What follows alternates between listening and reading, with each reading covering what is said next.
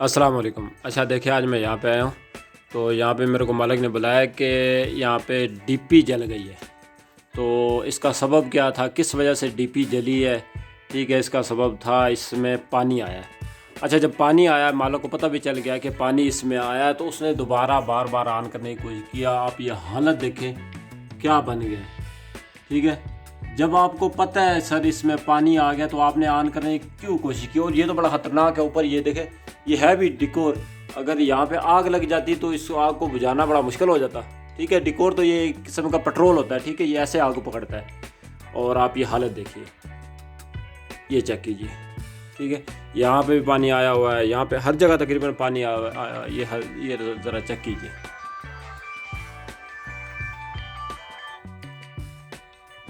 ये ज़रा चेक कीजिए।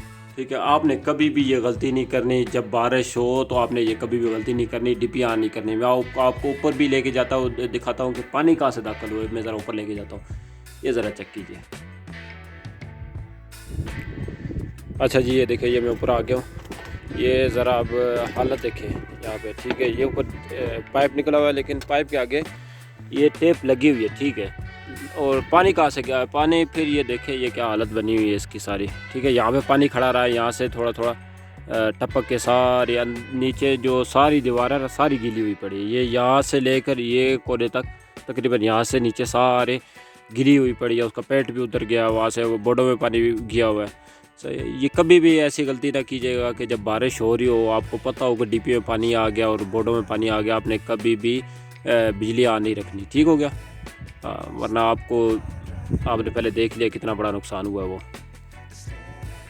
वीडियो अगर अच्छी लगा करे तो लाइक कर दिया करें, क्यों ऐसी वीडियो मैं आपके लिए लाता रहूँगा। और दूसरी फजूल चीज़ें देखने से बेहतर है आप ऐसी चीज़ें देखें, आपको कुछ सीखने को मिलेगा। और मेरे चैनल को सब्सक्राइब कर लें ताकि आपको वीडियो मिलती रहे।